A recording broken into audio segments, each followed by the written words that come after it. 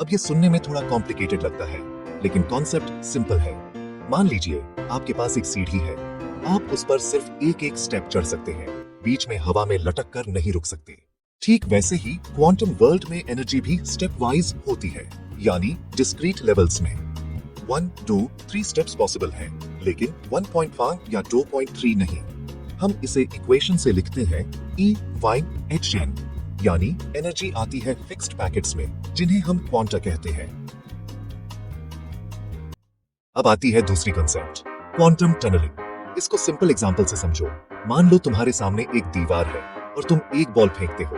Normal physics कहेगी कि ball दीवार से टकराकर वापस आ जाएगी, है ना? लेकिन क्वांटम वर्ल्ड में पॉसिबिलिटी है कि वो बॉल दीवार के आर पार निकल जाए। कैसे?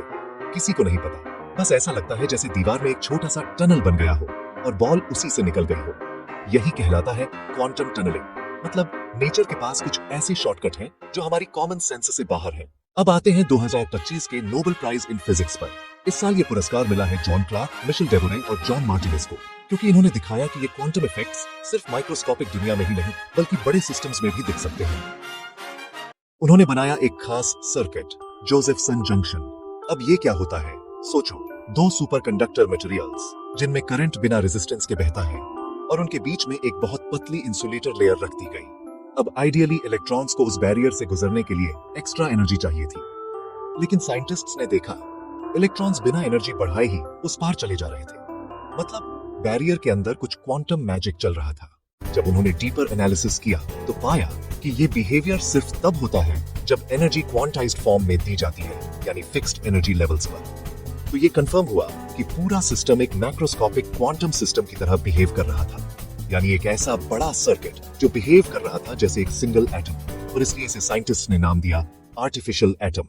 अब ये डिस्कवरी इतनी बड़ी क्यों है? क्योंकि इसी कंसेप्ट पर आज के quantum computers, super sensitive sensors और ब्रेन इमेजिंग डिवाइसेस बने हैं, जैसे एस्क्विड सेंसर्स, जो मैग्नेटिक फील्ड को इतना प्रिसाइज मापते हैं कि हम उनसे पृथ्वी के अंदर के मिनरल्स तक डिटेक्ट कर सकते हैं। MRI मशीन्स में भी इसी प्रिंसिपल के सेंसर्स इस्तेमाल होते हैं। यानी जो काम इन तीनों साइंटिस्ट्स ने दशकों पहले किया था, वो आज हमारी मॉडर्न टेक्नोलॉजी की फाउंडेशन बन चुका है। तो 2025 का नोबेल प्राइज सिर्फ एक एक्सपेरिमेंट की जीत नहीं है, ये साबित करता है कि क्वांटम दुनिया का जादू हम अब अपनी आंखों से देख सकते हैं। तो बताइए, आपको क्या लगता है, भविष्य की पूरी टेक्नोलॉजी क्वांटम प्रिंसिपल पर ही चलेगी? कमेंट में बताइए। और अगर साइंस की ये कहानी आपको इंटरेस्टिंग लगी तो लाइक करें, शेयर करें और साइंस को बोरिंग नहीं, थ्रिलिंग माने।